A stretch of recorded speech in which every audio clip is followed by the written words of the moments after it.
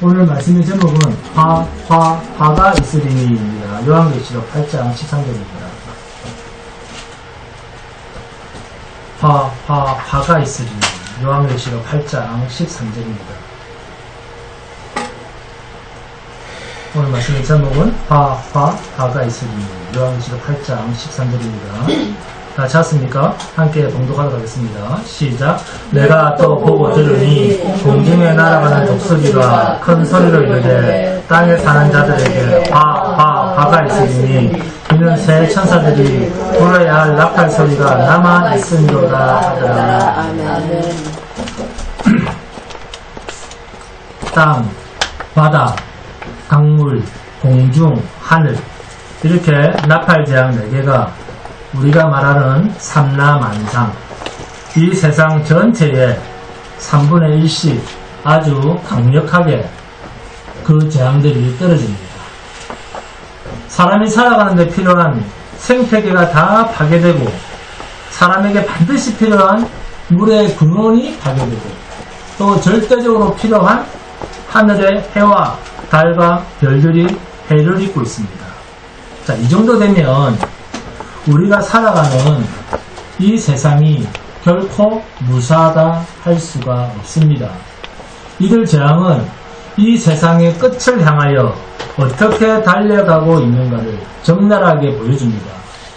우리가 계시록에서 봉인된 7인의 재앙을 넘어서 나팔 재앙으로 넘어오니까 훨씬 더 큰 하나님의 심판의 재앙이 적나라하게 드러나고 더욱더 강력하게 드러나고 있습니다. 앞전에 설명했듯이 나팔 재앙에서 이 나팔이 가지고 있는 이중성이 있었죠.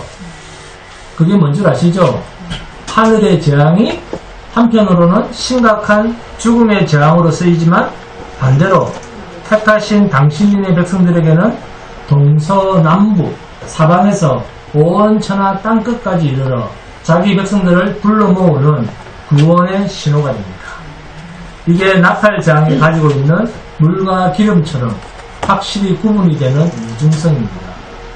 그러니까 이러한 세상에 쏟아지는 육을 가진 인간이 도무지 살아갈 수 없을 만큼 비참해져가는 하나님의 심각한 재앙이 오히려 두렵거나 낭패가 되거나 낙심이 되거나 절망스러워지는 것이 아니라 택한 백성들에게는 자신을 이 더러운 죄악의 세상, 심판받을 세상에서 건져내시는 하나님의 손길이 가까이 왔다라고 하는 의미를 좀 더 구체적으로 우리들에게 각인시켜 주시는 메시지가 재앙이라는 것입니다. 여러분, 자, 요한계시록은 다시 오실 예수 그리스도에 대한 메시지입니다. 그렇죠? 다시 오실 예수 그리스도에 대한 계시죠. 요한계시록은. 그러면 여기서 다시 오신다는 말을 빼고 오실 그리스도라고 하면 우리는 성경 어디로 가야 됩니까? 오실 그리스도라고 한다면 성경 어디로 가야 됩니까? 구약으로 가서 봐야죠. 그죠? 구약에 별명을 붙인다면 뭐겠습니까? 오실 그리스도입니다. 구약에서는 구약의 별명이 오실 그리스도입니다. 그러면 신약은요? 그렇죠. 오신이죠. 오신 그리스도입니다. 그런데 이 요한계시록만 다시 오실 그리스도라는 거예요. 그래서 요한계시록의 표현에서 글을 읽다가 잘 모르겠고 거기에 대한 궁금증이 생기면 구약으로 가서 구약에서 사용된 분위기를 계시록으로 가져오면 거의 정확하게 맞습니다. 오늘 본문에서도 13절에 내가 또 보고 들으니 공중에 날아가는 독수리가 큰 소리로 이르되 라고 말씀하고 있습니다. 자, 그러면 그 뜻을 알려면 어디로 가서 확인하면 되겠습니까? 구약으로 가야 됩니다. 독수리, 자, 여기에 동그라미를 치고 구약에서 확인할 것 이렇게 적어 놓으시면 됩니다. 그리고 거의 모든 성경의 재앙들은 이중성을 가지고 있습니다. 여러분이 잘 아시는 애굽의 10가지 재앙, 이 재앙들이 애국 사람들에게는 어떤 의미의 재앙들이었습니까? 심판이었습니다. 그러면 반대로 그 10가지 재앙이 택하신 하나님의 백성들에게는 어떤 의미를 가진 재앙들일까요? 구원입니다. 그 강한 애국 왕으로부터 구출되는 하나님의 구원의 의미를 담고 있습니다. 그러니까 똑같은 하나님의 사건을 통해서 이중적으로 적용시키시는 하나님의 일하심을 볼 줄 알아야 된다, 그 말씀입니다. 그런데도 하나의 사건을 통해서 세상 사람들과 똑같은 관점으로 성도가 보고 말한다면 그 사람은 계시의 정신이 없는 종교인입니다. 이 하나님의 일하심에 대한 이중성을 볼 줄 알아야 됩니다. 예전에 제가 공원에서 전도를 할 때 어떤 분이 저에게 이런 말을 했습니다. 개척교회는 사람도 없고 또 사람이 없으니까 교인들한테 부담도 많고 헌금도 많이 하지 않는 사람들 저기 말해요. 보면 대체적으로 부담도 많고 또 가면 교회 일도 안 하는 사람들이 이런 말 많이 해요. 할 일도 많고 이럽니다. 그리고 너무 내가 눈에 띄고 교회가 작으니까 자기가 너무 보인다는 거죠. 내가 눈에 너무 띄고 또 전도도 다른 교회에서는 좋은 것도 많이 주고 행사도 많이 하고 그 좋은 걸 줄 때 작은 교회는 아무것도 없잖아요. 왜? 가난하니까. 그래서 개척교회 5년 해서 50명도 안 되면 하나님이 부르신 게 아니니까 문 닫고 다른 거 해야 됩니다. 택시 운전하든지 대리운전하든지 목사 그만둬야 됩니다. 교회 문 닫아야 됩니다. 그런 이야기 들으셨죠? 저도 들었습니다. 다른 교회 장로님한테도 전 들은 적이 있어요. 그리고 집사들, 권사님들한테도 그런 말을 많이 하더라고요. 들은 적 있습니다. 교회 문 닫아라. 교회 문 좀 닫아라. 때려치워라. 이런 말 저는 집에서도 들었습니다. 제 집에서도 들었다니까요. 바깥에서만 들은 게 아니고 형제한테 들었다니까요. 형제한테. 네? 저는 참 많이 들었습니다. 자, 여러분도 그렇게 생각하십니까? 우리 다 같이 그런 생각한다면 문 한번 닫아보죠. 용기에. 네? 그렇게 생각하는 개척교회 안 하죠. 장로교는 공동의회로서 전부 다 100% 찬성하면 그렇게 할 수 있습니다. 여러분이 찬성하시면 언제든지 우리 100% 다 찬성했으니까 목사님 문 닫으세요. 그러면 제가 문 닫아주겠습니다. 작은 교회고 교세도 없고 성도들도 전도도 안 하니까 아예 교회 문 닫았으면 좋겠습니까? 그래서 양승찬 목사가 세상에서 원래 하던 일, 세상 일로 돌아갔으면 좋겠습니까? 저는 그런 말을 들을 때마다 제 마음속으로, 입으로 말은 안 합니다. 제 마음속으로 그들에게 이런 말을 합니다. 우리 중앙교회는요, 하나님께서 함께 하시는 교회입니다. 저는 하나님의 말씀을 받고 목사가 된 사람이에요. 어이구, 이 마귀에 미혹된 사람아. 너는 교회만 들락거리지만, 교회는 들락거리지만 하나님의 성도는 아니네. 제 속에서 이런 말을 합니다. 저는 그 사람을 장로라고 해서, 권사라고 해서, 집사라고 해서 그 사람을 성도로 인정하지 않습니다. 진리에 깨이지 않는 사람은 저는 교인으로 보지, 종교인으로 보지 성도라고 인정하지 않아요. 저는 그런 기준을 가지고 있는 사람입니다. 하나님을 믿으면 하나님이 부르신 종을 따라가야 되는 게 원칙 아닙니까? 하나님을 믿는다면서 저 목사가 하나님이 부르신 종인지 아닌지 관심이 없어요. 교회를 선택하는데 그냥 사람이 많으면 갑니다. 그게 그 사람이 절에 다니는 종교인이나 뭔 차이가 납니까? 하나님을 믿으면 하나님이 부르신 종을 따라가야 되는데 하나님의 부르심에 대한 그 말씀을 간정을 해줘도 판단은 늘 세상적입니다. 그러면 그 사람의 심성 안에는 종교심이 강하다는 말일까요? 아니면 뭐 말씀으로 가득 찬 사람이라고 말할 수 있겠습니까? 그런 자들을 향해서 어이구 저 마귀의 종새끼 진심으로 솔직히 저는 마음속으로 이런 생각을 늘 합니다. 그 사람 앞에서 여러분 주님이 말씀을 주셨다는 말은 저에게 저도 그 술 먹고 누울 걸 잡을 때 했잖아요. 너희는 온 천하에 다니며 만민에게 복음을 전파하라.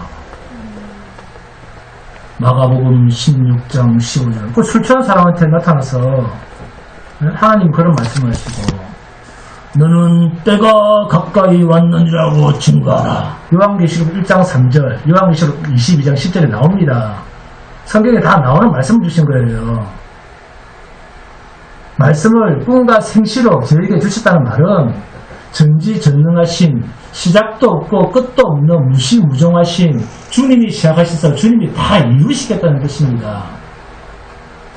우리는 단지 그것을 믿고 진리로 예배를 드리면서 주님의 인도하심이 있을 때까지 묵묵히 우리가 할 일을 찾아서 하고 있으면 됩니다. 할렐루야. 열매는 주님이 맺게 하시는 거예요. 우리는 울면서 복음의 씨만 뿌리면 됩니다. 왜 자꾸 눈으로 확인하려고 합니까? 제가 거듭 이야기하지만은 인간의 육체, 이 죄된 육신은 하나님을 절대 만날 수가 없다니까요. 하나님은 저와 상극입니다. 관상기도다 그런 말에 넘어가시면 안 됩니다. 인간의 육으로 하나님을 만나겠다. 그거는 정말 미친 짓이에요. 우리는 단지 주님의 하신 말씀을 믿고 진리로 예배를 드리면서 주의 인도하심만 기다리는 거예요. 네? 장사를 하든 뭘 하든 이 말세지말에 복음을 전하는 일에는 죄를 짓지 않으면 못할 게 없습니다. 이 말세에 저 사람이 곧 한순간 한 시간만 지옥 가는 것도 아니고 영원한 지옥에서 있어야 되는데 네? 술 한잔 먹여서 그 사람이 신앙 고백을 할 수 있다면 저는 술을 먹입니다. 네? 왜 그런 그 당당함이 없습니까? 종교인들한테 기죽지 마세요.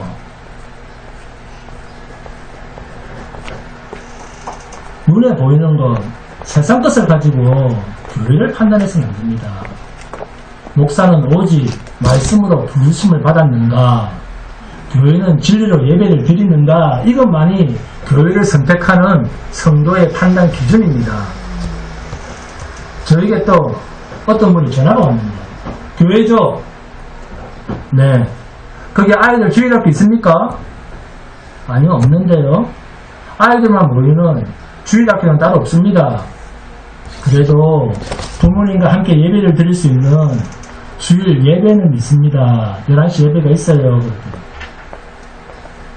교회를 말하고 아이를 보낸다면서 세상에서 얻을 유익을 교회에서 구한다는 거예요.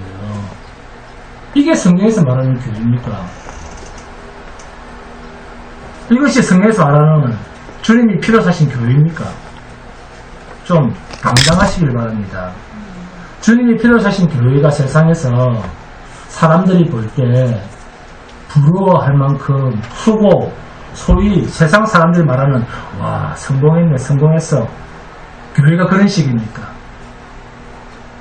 세상 사람들이 판단해주는 교회입니까? 아니면 하나님이 판단하는 교회입니까? 그런 건 교회가 아니다라는 건 이제 좀 아시지 않습니까? 억지로 가난하고 억지로 잡고 억지로 세상에서 무시받는 모습으로 살아라, 그런 말이 아닙니다. 진리를 따라 살다 보니까, 예수만 증거하며 살다 보니까 작을 수밖에 없고, 진리를 따라서 살다 보니까 가난할 수밖에 없고, 진리를 따라서 살다 보니까 무시당하며 형제들한테도 무시당하며 살아갈 수밖에 없고, 십자가 예수처럼 주님이 만들어 놓은 환경 아닙니까?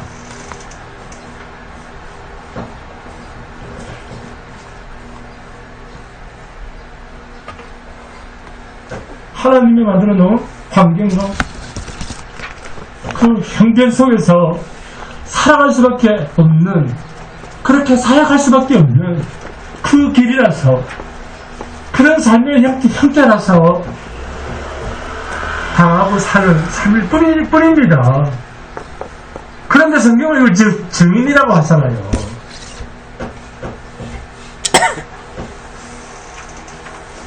증인. 그러면 증인은 말로 하는 겁니까? 삶으로 하는 겁니까? 누가 그 길을 만들어 놓을 것 같습니까? 누가 먼저 갔습니까? 예수 아닙니까? 여러분들 지금 그 길로 가고 있잖아요. 십자가의 길로. 자신에게 물어보시기 바랍니다. 출애굽 사건 때 하나님께서 애굽 사람들에게 벌을 내리시는데 자기 백성은 그 재앙에서 건져내시는 이중성을 가지고 말씀하셨습니다.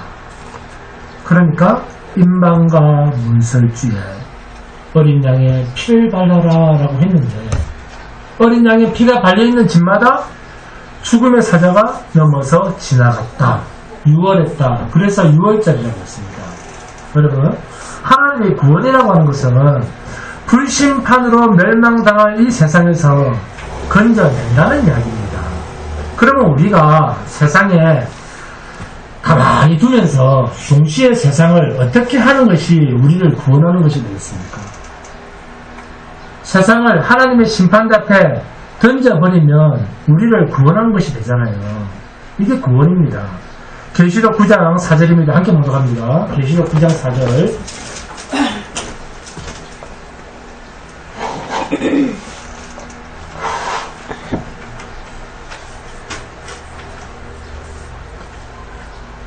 시작. 다섯 번째 재앙입니다. 그들에게 이르시되 땅의 풀이나 푸른 것이나 각종 수목은 해하지 말라. 오직 이마에 하나님의 인침을 받지 아니한 사람들만 해하라 하시더라. 아멘. 누구만 해하라? 이마에 하나님의 인침을 받지 아니한 사람들만 해하라. 하나님의 인침을 받은 자가 누굽니까? 하나님의 택한 백성들입니다. 재앙이 땅에 내리는데 어떤 자들에게만 내리느냐? 하나님의 택함을 받지 못한 자들에게만 재앙이 임합니다. 그러니까 하나님이 이 세상을 하나님의 엄청난 재앙, 감당할 수 없는 고통의 재앙으로 빠뜨리면서 당신의 택한 백성들만 그대로 두면 그 자체로 이미 하나님의 구원이 이루어진 것이잖아요. 이것이 출애굽 때 이스라엘이 애굽 땅에서 당한 광경입니다. 그래서 애굽 왕이 빨리 데리고 나가라. 너희들이 있으니까 우리가 당한다. 빨리 나가. 애굽 입장에서는 쫓아내는 모습이죠. 그런데 쫓겨냄을 당하는데 이스라엘 입장에서는 뭡니까? 출애굽입니다. 이게 구원입니다. 나가! 빨리 가! 세상으로부터 쫓겨나가는 거예요. 그런데 쫓아낸 그 세상은 어떻게 된다? 심판이라는 거예요. 이것이 구원과 심판에 대한 의미입니다. 그러니까 신자가 세상에서 세상 사람들보다 특별히 편하거나 잘되거나 그런 것이 아니라 세상 자체가 지금 어떤 지경입니까? 지금을 쳐다봐도 세상은 온통 완전히 아수라장입니다. 세상은 아수라장이에요. 그러니까 이러한 심판, 이러한 상황 속에서 살려달라고 몸부림치면서 안달하는 사람은 우리가 그런 사람들을 보면 뭐라고 한다? 아, 저 사람은 구원의 백성이 아니구나. 그렇게 생각하시면 정확합니다. 자, 이 세상이 어두워졌습니다. 그러면 하나님이 택한 백성들에게는 햇빛이 비친다. 그런 말입니까? 그 어둠 자체로 똑같이 고통을 당하는 거예요. 그렇다고 거기서 방법을 찾고 있는 것도 아니에요. 무슨 말인지 얼마나 이해하시겠습니까? 세상에서의 구원의 사전적 의미는 고통에서 편한 곳으로 옮겨지는 것. 이것을 세상에서는 구원이라고 합니다. 이것을 세상에서는 구원이라고 하는데 성경에서는 그런 의미가 아니에요. 성경에서 말하는 구원은 세상은 계속 하나님의 심판 아래에 있게 되고 그런데 그 심판 아래에 있는 그 모든 재앙 속에 하나님이 택한 백성들도 같이 있는데 그러나 그 심판에서 직접적으로 영원히 죽임 당하는 것 거기에서 보호가 되는 것입니다. 이것을 성경은 구원이라고 표현을 합니다. 이것을 상징적으로 보여준 사건이 출애굽입니다. 본문 13절입니다.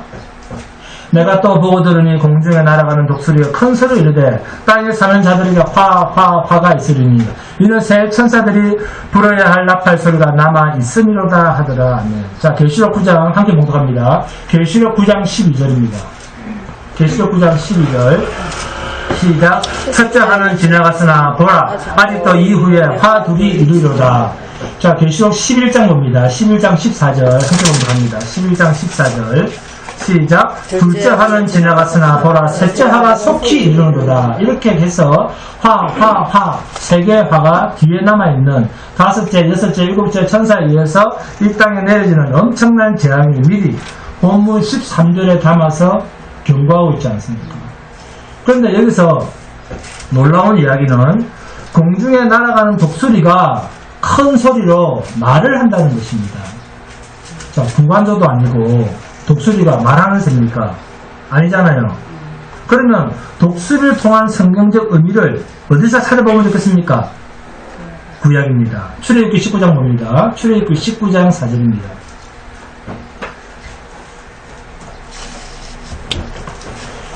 출애굽기 19장 4절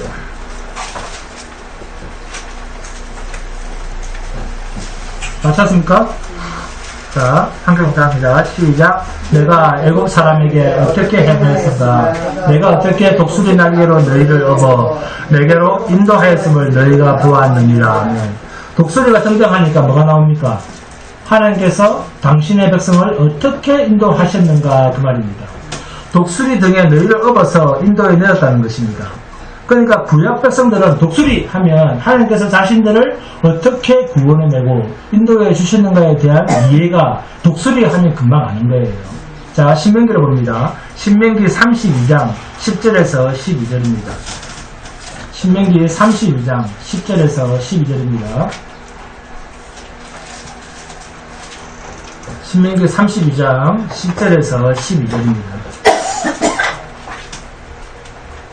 신명기 32장 10절에서 12절 시작. 여호와께서 그들 황무지에서 짐승이 부르짖는 광야에서 만나시고 보호하시며 보호하시며 자기의 눈동자같이 지키셨도다. 마치 독수리가 자기의 보금자리를 어지럽게 하며 자기의 새끼에 너풀거리며 그의 날개를 펴서 새끼를 받으며 그의 날개 위에 그것을 없는 것 같이 여호와께서 홀로 그를 인도하셨고 그와 함께한 다른 신이 없었도다. 아멘. 독수리 하면 이스라엘 백성들에게는 광야에서 어떻게?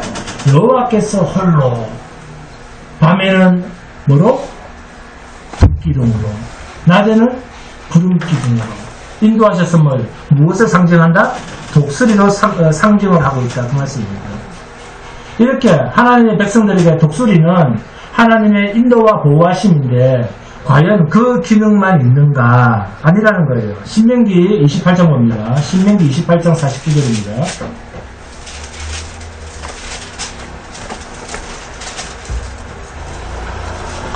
신명기 28장 49절 함께 봉독합니다. 시작. 곧 여호와께서 멀리 땅 끝에서 한 민족을 독수리가 날아오는 것 같이 너를 치러 오게 하시리니 이는 내가 그 언어를 알지 못하는 민족이요.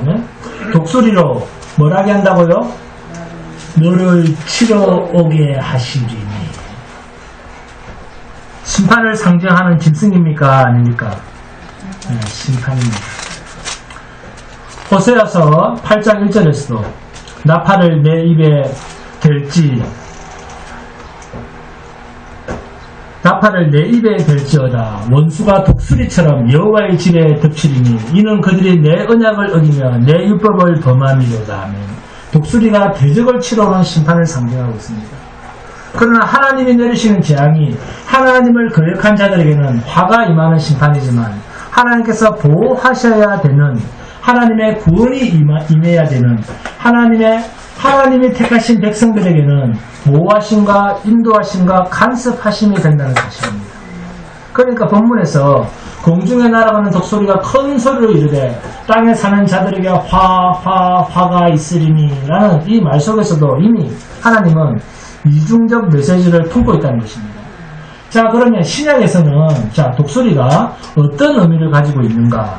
자, 예수님께서 누가복음 17장 37절에서 바리새인들이 하나님의 나라는 언제 임합니까? 라고 묻는 그 질문에 대답하시기를 그들이 대답하여 이르되 주여 어디 오니까 이르시되 죽음 있는 곳에는 독수리가 모이느니라 하시니라.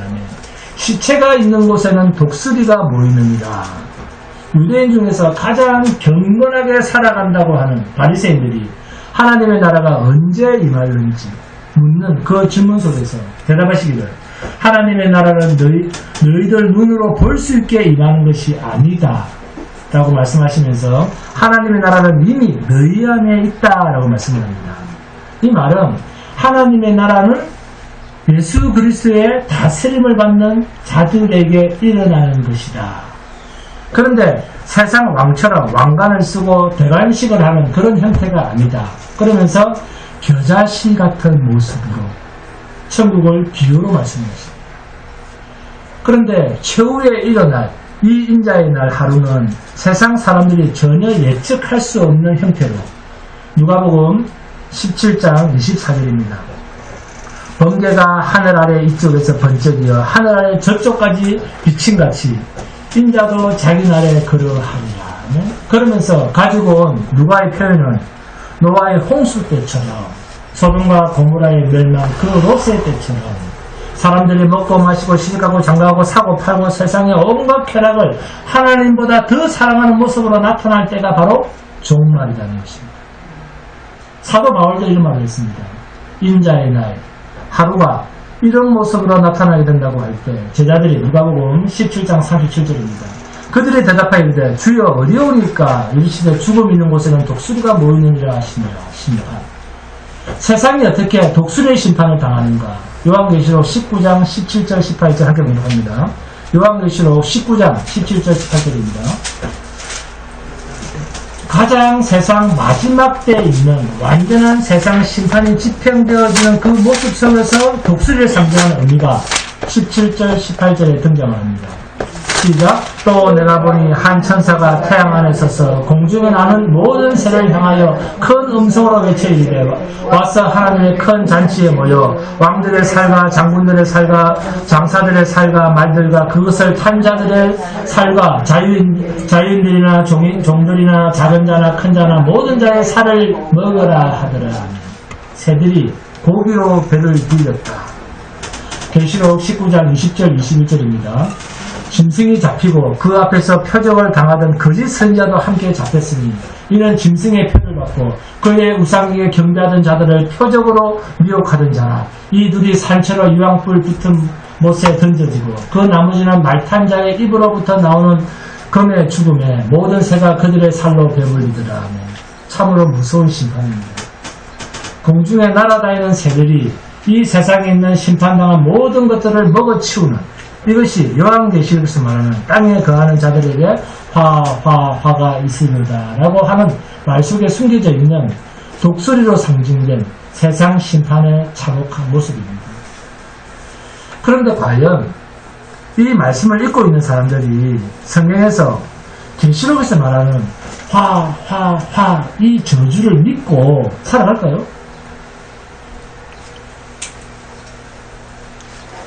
세상에 사는 대부분의 사람들은 눈에 보이는 세상이 하나님의 말씀 한마디로 한순간에 다 불타 없어진다 라고 말하는데도 불구하고 뭘 도모합니까? 자기 육신을 도모합니다. 네? 육을 도모하는데 익숙하고 어제 있었던 그 경험들이 오늘도 있고 당연히 내일도 있고 1년 뒤에도 있고 내 자손 대대로 있을 것을 생각하고 세상을 향하여 열심히 살아가고 있지 않습니까? 정기적금도 넣어가면서 육에 대한 대비는 얼마나 투철합니까?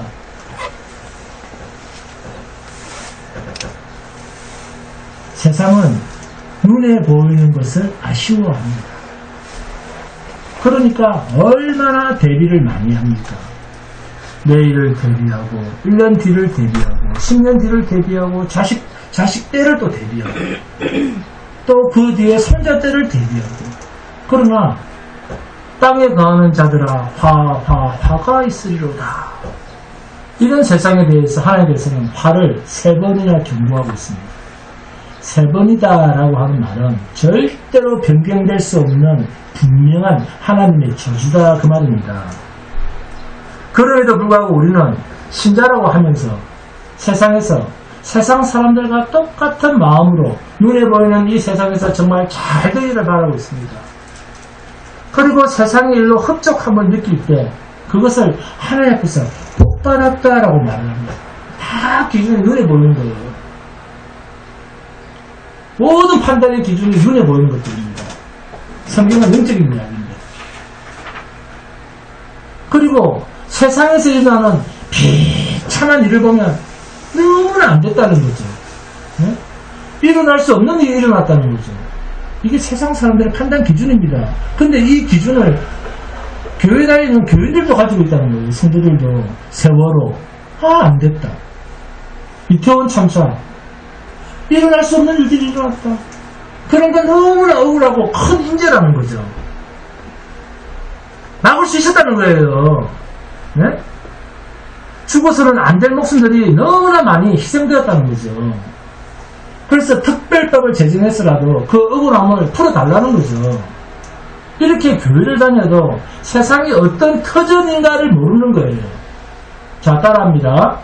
내가 사는 이 세상은 하나님의 화가 반드시 있는 곳이다. 믿으시기 바랍니다. 우리가 살아가고 있는 이 세상은 하나님의 엄청난 저주가 세상 끝날까지 계속적으로 집행되어지는 곳에 우리가 몸을 담고 살고 있습니다. 그러면 이게 인재입니까? 그런데도 왜 세상에 사는 걸 자꾸 인재라고 내가 막을 수 있다라고 얘기합니까? 하나님의 하루 우리가 막을 수 있다. 인재다. 지금도 사람은 죽을 짓을 온몸에 담고 살아가고 있습니다. 그러면 왜 죽임 당할 죄를 짓고 살면서도 왜 그걸 인재라고 합니까? 죽어 마땅한 거라고는 생각하지 않습니까? 나만 빠지고 나와 다른 사건 사고가 나면 세월호, 이태원 참사들 그럼 죽음만 보면 왜 그런 것을 그토록 아쉬워합니까? 안 죽을 목숨이 죽었다고. 왜 그렇게 세상 사람들과 똑같은 생각을 합니까? 여러분, 죽음이 당장 나에게 임해도 억울하다라고 말할 수 없는 존재, 그게 신자입니다. 이런 인식이 왜 없습니까? 왜 그럴까요? 억지로라도 자기 죄를 부인하고 싶어서 그러는 거예요. 이러한 자에 대해서 성경은 단호합니다. 이사야서 10장 1, 2절은 불의한 법령을 만들며 불의한 말을 기록하며 가난한 자를 불공평하게 판결하여 가난한 내 백성의 권리를 박탈하며 과부에게 토색하고 고아의 것을 약탈하는 자는 화 있을진저. 인간의 어리석고 거짓된 것으로 재앙을 수습하려고 하는 그 모습을 두고 경고하시는 하나님의 무시무시한 진노의 말씀입니다. 또 이사야서 5장 8절을 보시면 옥에 가옥을 이루며 전토에 전토를 더하며 전토에 전토를 더하여 빈틈이 없도록 하고 이 땅 가운데에서 홀로 거주하려 하는 자들은 화 있을진저. 누가 이 세상에서 자기 집에 또 자기 집을 짓고 땅을 사서 또 그 땅에다가 또 땅을 연결해서 땅을 더 넓게 키우고 거기에 온갖 호화로운 집을 지었는데 그게 저주고 화고 망할 짓이라고 하는 그런 말을 하는 사람이 세상에 어디 있습니까? 하나님 앞에 어디 있습니까? 세상 사람들은 땅과 땅을 연결하는 그것을 성공이라 부르고 하나님의 축복이라 말하며 살죠. 그런데 이게 인간이 자기의 죄를 보지 못하는 눈에 보이는 세상 그대로 살아가는 불신자들과 같은 가치관으로 살아가는 자의 모습이라는 거예요. 예수님께서 눈에 보이는 이러한 잘되니 복이라고 말씀하신 적이 있습니까? 예수님? 없습니다. 예수님은 뭐가 복이라고 했습니까? 저번주에 했잖아요. 심령이 가난한 자는 복이 있나니, 애통하는 자는 복이 있나니, 온유한 자는 복이 있나니, 의에 줄이고 목마른 자는 복이 있나니, 긍휼히 여기는 자는 복이 있나니, 마음이 깨끗한 자는 복이 있나니, 화평케 하는 자는 복이 있나니, 을을 위하여 핍박을 받는 자는 복이 있나니, 나로 인하여 너희를 욕하고 핍박하고 거짓으로 너희를 거슬려 모든 악한 말을 너희에게 할 때 너희에게 복이 있나니. 이게 세상에서 예수 그리스도의 증인으로 살아가는 자에게 무엇이 복인가를 주님께서 가르치신 복의 기준이요, 복의 정체성이요, 복의 내용입니다. 근데 이걸 복이라고 교회 다니면서 누가 이야기를 합니까? 교회 백날 천날 다녀가지고 무슨 의미가 있어요? 교회 많이 다니는 횟수가 중요한 게 아니라 한 번을 가다가 제대로 알고 다니는 거예요. 제대로.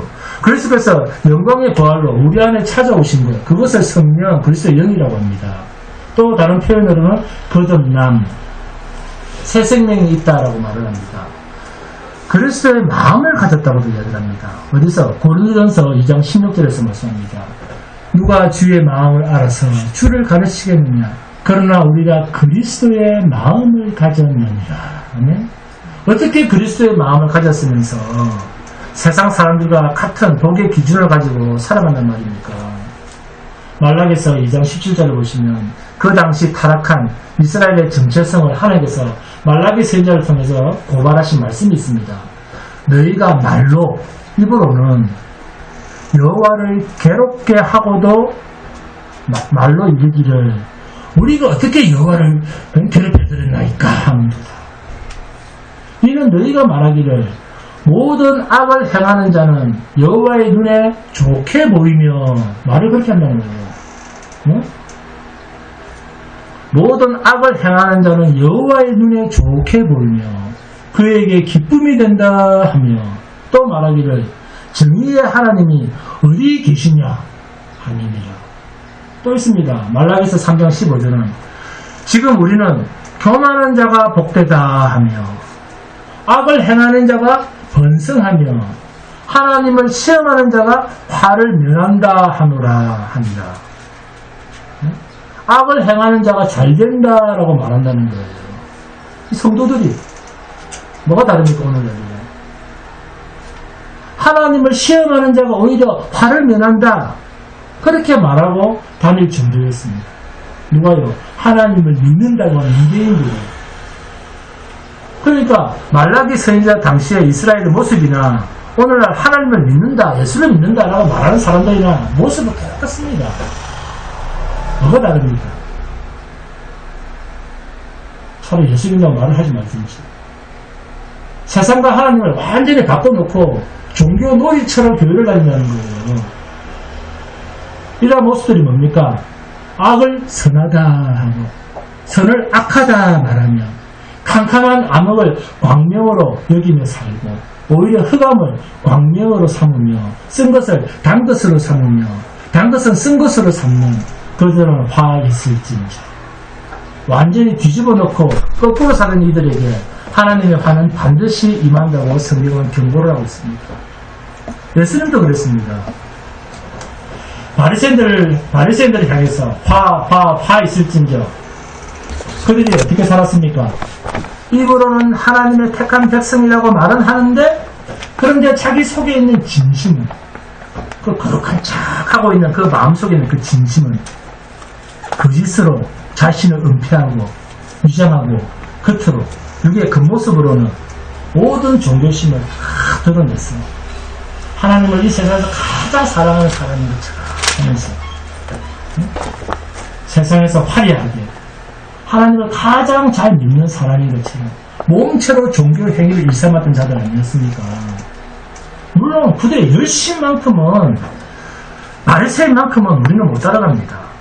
그럼에도 하나님께서 독생자 아들을 통해서 우리에게 주신 그 십자가의 복음을 사람들은 완전히 뒤집어 놓고 썩어질 육신에 인간이 애써서 감당해 보일 수 있는 수준의 종교 행위로 바꿔놓고 행세하는 그 종교적 모습이 하나님의 백성인 양 말하고 행세하는 그 모습 한번 상상을 한번 해보세요. 많이 봤을 거예요, 아닙니까? 신자는 세상에서 예수의 증인입니다. 믿습니까? 예수를 내 삶으로 보여줘야 할 존재가 신자입니다. 이것을 성경은 하나님의 거룩이라고 했습니다. 그러니까 거룩이라는 말이나 하나님의 증인이라고 하는 말이나 같은 의미입니다. 여러분, 우리는 세상에서 하나님의 거룩을 보여줘야 합니다. 거룩이 뭡니까? 구별입니다. 세상과 다르다는 것입니다. 행위를 보여주는 게 그렇게 착착착 하는 게 아니에요. 이게 세상에 남겨진 예수의 증인들입니다. 그래서 예수를 믿는다는 말은 세상에 대해서 하나님이 이 세상을 어떻게 해서 어떤 이유로 심판하실 수밖에 없는가를 자신의 삶으로 보여주며 사는 자가 증인이다, 그 말씀입니다. 여러분, 이 세상에 하나님의 영을 받은 사람, 그리스도의 영을 받은 사람, 하나님의 자녀인 사람, 하나님 나라의 백성인 사람은 신구약을 막론하고 동일한 정체성을 보여주며 살고 있습니다. 여러분이 잘 아시는 이사야 선지자는 하나님을 만났을 때 뭐라고 고백을 했습니까? 이사야 선지자가 하나님을 처음 만나서 뭐라고 했습니까? 하루다! 내가 망하게 되었다! 나는 뭐가 부정하다? 나는 입술이 부정한 자요. 출애굽기 20장에서는 이스라엘 백성들이 시내산 아래에서 하나님의 음성을 듣자 너무너무 놀라고 죽을 것 같아서 모세에게 우리가 직접 하나님의 음성을 듣지 않게 당신이 듣고 우리한테 말해줘. 우리가 죽게 되었다. 자, 베드로가 주님을 만나자 엄청난 고기를 잡았습니다. 그때 베드로가 뭐라고 했습니까? 주여, 나는 죄인이로소이다. 나를 떠나소서. 이것이 하나님을 만나고 예수를 만난 사람들에게서 나오는 공통된 고백이었습니다. 바울은 또 뭐라고 했습니까? 나는 죄인 중에 괴수라. 사도 요한은요, 요한계시록에서 이러한 거룩을 보고 난 후에 뭐라고 했습니까? 엎드려 죽은 자처럼 되었다. 하나님의 거룩을 만난 요한이 엎드려 죽게 되었다고 고백하고 있지 않습니까? 그런데 어떻게 해서 오늘 우리들은 자기가 벌벌 살아있습니까? 주님의 영을 경험했다고 하면서 하나님의 성령이 자기한테 왔다고 하면서 예수 믿는다 하면서 어떻게 세상에서는 그렇게도 바둥바둥 살려고 애착을 가지는지, 왜 그렇게 주님 앞에서 잘난 체를 하는지, 살아서 펄펄 뜨는지 모르겠습니다. 도대체 우리가 무슨 자격이 있어서 예수 앞에서, 진리 앞에서 더 받을 게 있고 더 살아야 할 이유가 어디에 있습니까? 하나님의 화가 다른 사람은 몰라도 지금 내게 다 쏟아져야 됩니다 라고 고백하는 자가 하나님의 정체성을 가진 자의 모습입니다. 여러분, 십자가 예수라고 하는 이 십자가의 진리가 우리를 나를 깨 부셔야만 나의 생명, 우리의 생명이 역사를 하는 거예요. 나를 부인해야지 하나님이 역사를 하십니다. 내가 똑같하게 살아있는데 주님의 낙사할 틈이 어디 있습니까? 그런데 백날치나 주님 부르면 주님 나오겠습니까? 내가 다 가리고 있는데, 내가 죽은 자라야 주님이 흘리신 십자가 보혈에 감사가 나옵니다. 눈에 보이는 세상 것, 돈이 없어도, 지위가 없어도, 건강이 없어도, 세상에 그 어떠한 분기시 맥이 없어도 그것 때문에 낙심하거나 절망하지 않습니다. 자기의 죄를 보는 자만이 십자가 예수가 복음이 됩니다. 지금도 십자가 예수가 달린 그곳은 내가 달려서 죽임 당해야 할, 내가 죽어야 할 그 자리가 십자가예요. 누가 이러한 진노를 받아 마땅한 자라고 발가 벗겨져 가장 부끄러운 모습으로 죽임 당해야 한다라고 세상에 누가 이 사실을 순순히 인정을 하겠습니까? 그것은 아들의 소원대로 그리스도의 영을 받은 자, 계시를 받은 자라야 가능하고 아는 거예요. 어디 나옵니까? 마태복음 나옵니다. 자, 마태복음 봅니다. 확인합니다. 마태복음 11장 25절에서 27절입니다.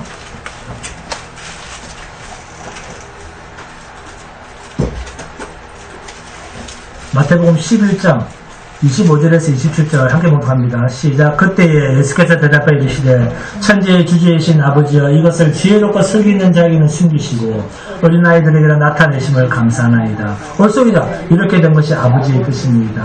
내 아버지께서 모든 것을 내게 주셨으니 아버지 외에는 아들을 아는 자가 없고 아들과 또 아들의 소원대로 계시를 받는 자 외에는 아버지를 아는 자가 없느니라. 아멘. 줄 조금 빨간 줄로 끊으세요. 이 말씀을 하신 후에 28절에서 뭐라고 말씀하십니까? 수고하고 무거운 짐진 자들아 다 내게로 오라. 내가 너희를 쉬게 하리라. 이렇게 연결이 되는 거예요. 이렇게 죽을 짐, 죄짐을 대신지고 예수가 죽을 것을 미리 알게 하신 자만이 내 죄 때문에 주님이 죽으셨다는 것을 아는 자만이 계시를 받은 자라는 거예요.